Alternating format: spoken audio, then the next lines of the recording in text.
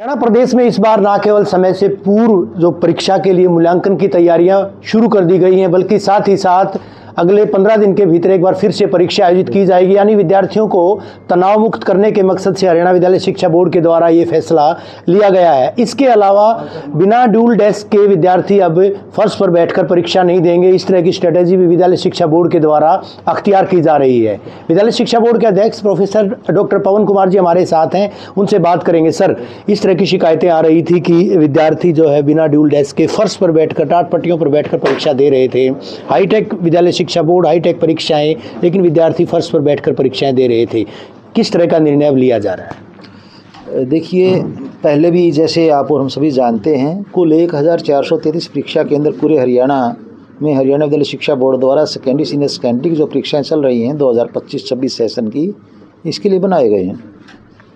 इसमें प्रयास यही रहा है कि परीक्षार्थियों को परीक्षा केंद्र में बैठने के लिए उचित व्यवस्था हो, यानी ड्यूल डेस्क हो।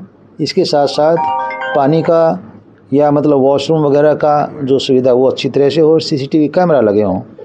इसके बावजूद मेरे संज्ञान में आया है कि कुछ एक परीक्षा केंद्रों में ड्यूल डेस्क की कमी है। ये हो सकता है कमी का मुख्य कारण यही हो कि हमारे पास जो परीक्षा केंद्र में संख्या होती है परीक्षार्थियों की वह 312 होती है और 312 ड्यूल डेस्क ना होकर के कुछ थोड़े कम हो जी। तो जिसके लिए बड़ा इस पर संज्ञान लेते हुए हरियाणा विद्यालय शिक्षा बोर्ड ने यह निर्णय लिया है कि ऐसे सभी स्कूल्स का निरीक्षण किया जाए, ऐसे परीक्षा केंद्रों का निरीक्षण किया जाए जहां कम ड्यूल डेस्क हैं, ताकि अगले स्तर में जो परीक्षाएं होंगी या तो उनसे अंडरटेकिंग हम लेंगे कि आपका परीक्षा केंद्र इसी शर्त पर बनाया जाएगा कि आप वहां पर पूरी व्यवस्था बैठने के लिए करेंगे, अदरवाइज़ किसी दूसरे विद्यालय में परीक्षा केंद्र के बारे में विचार किया जाएगा। सीसीटीवी कैमरों की भी बात लगातार कही गई थी सर, लेकिन कई परीक्षा केंद्रों में अभी भी सीसीटीवी कैमरे नहीं है, तो ऐसे में किस तरह से आगे कार्रवाई की जाएगी? जहाँ तक सीसीटीवी कैमरा का सवाल है, यह बिल्कुल प्रायोरिटी पर हरियाणा विद्यालय शिक्षा बोर्ड का शुरू से ही एक उद्देश्य रहा है, क्योंकि सीसीटीवी कैमरा आज के समय में न केवल विद्यालयों में या परीक्षा केंद्र में, बल्कि ये तो हर कहीं एक आवश्यकता बन गया है। तो इसलिए यदि कहीं इस प्रकार की कोताही बरती जा रही है या कहीं ढील बरती जा रही है, तो जो सुप्रीटेंडेंट चीफ है वो इसके लिए पूरी तरह जिम्मेवार हैं, उनके विरुद्ध कार्रवाई की जाएगी। सभी सुप्रीटेंडेंट चीफ्स इस मामले में इंश्योर करें कि उनके विद्यालय में सीसीटीवी कैमरा न केवल प्रॉपर वर्किंग में, बल्कि उनकी रिकॉर्डिंग का भी पूरा प्रावधान उनके पास होना चाहिए, क्योंकि किसी भी समय किसी भी परीक्षा केंद्र की रिकॉर्डिंग कभी भी हरियाणा विद्यालय शिक्षा बोर्ड मांग सकता है। अंकन कार्य कब से शुरू किया जाएगा सर? चर्चाएं तो ये भी हैं सूत्रों के हवाले से कि इस बार परीक्षा परिणाम अपेक्षाकृत कम समय में जो है वो जारी किया जा सकता है। कोशिश तो हरियाणा विद्यालय शिक्षा बोर्ड की यही रहती है कि मई के दूसरे सप्ताह में परीक्षा परिणाम घोषित कर दिया जाए। इसके बावजूद यदि अंकन कार्य की हम बात करें तो अभी जो सेकंड स्टेज हमारी होती है परीक्षा उपरांत, जिसमें आमतौर पर यूँ कहिए कि हम एक तरह से FR लगाते हैं आंसर शीट्स पर, यानी एक सीक्रेसी कोड हम अपना लगाते हैं ताकि यह नहीं पता चल सके कि यह किस परीक्षार्थी की आंसर शीट है। इसके साथ साथ 2 अप्रैल से जो अंकन कार्य है वह हम शुरू करने जा रहे हैं। सर, हरियाणा विद्यालय शिक्षा बोर्ड ऐसा बोर्ड बनने जा रहा है जो 15 दिन के भीतर बच्चों में तनाव की स्थिति अक्सर परीक्षाओं में देखी जाती है, या किसी वजह से गाए बगाए अगर बात करें विद्यार्थी परीक्षा में कम परफॉर्म कर पाते हैं, ऐसे में 15 दिन के भीतर दूसरी परीक्षा लिए जाने की बात भी कही जा रही है। वो क्या प्रोसीजर है सर, किस तरह की रणनीति?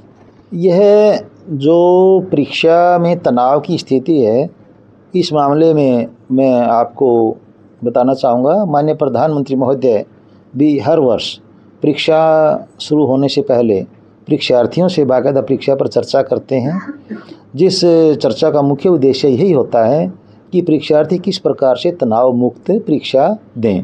क्योंकि यदि किसी भी इंसान के दिमाग में किसी प्रकार का तनाव या कोई प्रेशर है तो उसकी परफॉर्मेंस डेफिनेटली अप्रोप्रिएट या यूँ कहीं अप टू द मार्क नहीं होती है। तो हरियाणा विद्यालय शिक्षा बोर्ड ने एक इस प्रकार का स्टेप परीक्षार्थियों के हित को देखते हुए उठाया है कि यदि कोई परीक्षार्थी कम से कम 1 या ज़्यादा से ज़्यादा 3 विषय में ऐसा अनुभव करता है कि मेरा जो परीक्षा में परफॉर्मेंस था वह मेरी अपेक्षाओं के अनुरूप नहीं रहा है, तो हम 15 दिन बाद उसको दोबारा से परीक्षा में अपीयर होने का एक अवसर दे रहे हैं। ये परीक्षाएं 3 दिन में ही संपन्न हो जाएंगी, क्योंकि 3 सब्जेक्ट में हम इनको परीक्षा में अपीयर होने का जैसे एक तरह से यूँ कहिए कि चांस दे रहे हैं। और कोई भी परीक्षार्थी जिसने पहले परीक्षा दे चुका है और जिसका कोई यूएमसी वगैरह नहीं बना है, वह दोबारा से अपना फार्म भर सकता है और लगभग 15 अप्रैल के आसपास हम ये परीक्षाएं दोबारा से इनकी कंडक्ट करवाएंगे। आखिरी और महत्वपूर्ण प्रश्न सर, जीरो टॉलरेंस की बात विद्यालय शिक्षा बोर्ड प्रदेश सरकार के द्वारा कही गई थी, खुद सूबे के मुख्यमंत्री नायब सिंह सैनी के द्वारा और आपके द्वारा एक वीडियो कॉन्फ्रेंसिंग की गई थी। तमाम जिलाधीश, तमाम पुलिस कप्तान, शिक्षा विभाग के अधिकारी वो मौजूद थे, निर्देशित किया था। बावजूद इसके कुछ परीक्षा केंद्रों पर इस तरह का जो है मजमा देखा गया, इस तरह से अंदर जो है नकल होती देखी गई थी। कुछ वीडियो फुटेज भी जारी हुई हैं, कुछ CCTV कैमरे जो आपकी टीम के द्वारा ही जो है कैप्चर किए गए थे। ऐसे जो परीक्षा केंद्र हैं, परीक्षा केंद्र के परीक्षक हैं, वहाँ किस तरह की कार्रवाई अमल में लाई जाएगी? जहाँ तक डिस्ट्रिक्ट एडमिनिस्ट्रेशन का, पुलिस प्रशासन का सवाल है, इसके लिए मैं डिस्ट्रिक्ट एडमिनिस्ट्रेशन को और पुलिस प्रशासन को हार्दिक आभार व्यक्त करता हूँ और पूरी तरह से उनका मैं धन्यवादी हूँ कि उन्होंने न केवल बाहर की डिस्टर्बेंस को पूरी तरह से रोका है, बल्कि परीक्षाओं का जो एक सुचारू रूप से संचालन है, धारा 163 का जो लागू करना है, वह 100% प्रभावशाली है। इसके साथ साथ जैसा आपने बताया कि कुछ एक परीक्षा केंद्रों में अंदर व्यवस्था कुछ ठीक नहीं देखने को मिली है, ऐसा मेरे संज्ञान में भी आया है। और इसमें सबसे बड़ा तो सवाल यही उठता है कि एक शिक्षक होते हुए क्या एक इंसान को इतनी भी अकल नहीं है कि जो परीक्षा केंद्र में परीक्षार्थी बैठे हैं वो सारे कैमरे की जद में हैं, कैमरे के सामने बैठे हैं और कैमरा होते हुए भी इतनी ढील उन्होंने की है।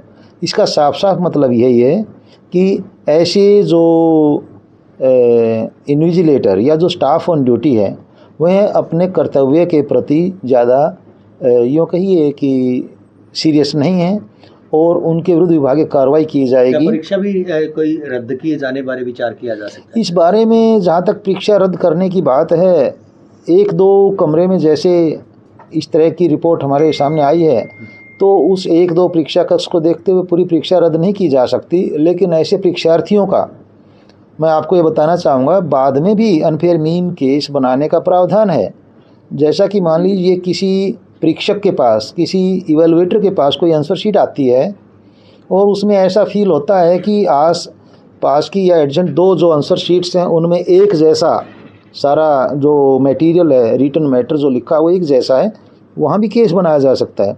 तो इसमें हम बाकायदा विशेषज्ञों को बुला करके ऐसे जो परीक्षार्थी हैं CCTV कैमरा की हेल्प लेते हुए उनके जो आंसर शीट्स हैं उनको बाकायदा चेक करवाएंगे और यदि इस तरह से कोई गड़बड़ मिलती है तो उनके बाकायदा अनफेयर मीन केस बनाए जाएंगे। बेहद शुक्रिया सर इंडिया न्यूज़ हरियाणा से बात करने के लिए। विद्यालय शिक्षा बोर्ड के अध्यक्ष प्रोफेसर डॉक्टर पवन शर्मा, जिनका साफ तौर पर कहना है परीक्षाओं में जीरो टॉलरेंस और उसके साथ साथ विद्यार्थियों को सुविधा देने के मकसद से न केवल ड्यूल डेस्क की व्यवस्थाएं की जाएंगी आने वाली परीक्षाओं के दौरान, बल्कि CCTV कैमरे भी इंश्योर किए जाएंगे तमाम परीक्षा केंद्रों में, विद्यार्थियों को किसी तरह की असुविधा ना हो। और विद्यालय शिक्षा बोर्ड हरियाणा नहीं देश का ऐसा पहला विद्यालय शिक्षा बोर्ड विद्यार्थियों के तनाव को कम करने के मकसद से अगले 15 दिन के भीतर एक बार फिर से परीक्षाओं का आयोजन किया जाएगा। 3 विषयों की परीक्षाएं आयोजित की जाएंगी और जिन विषयों में विद्यार्थी कम परफॉर्म कर पाए हैं उनको दोबारा से वो परीक्षा दे पाएंगे और वो जो अधिकतम अंक होंगे वही मान्य होंगे। नकल को लेकर भी विद्यालय शिक्षा बोर्ड के अध्यक्ष के द्वारा सीधा संदेश दिया गया है कि ऐसे कर्मचारी अधिकारियों के खिलाफ कड़ी कार्रवाई अमल में लाई जाएगी जो कि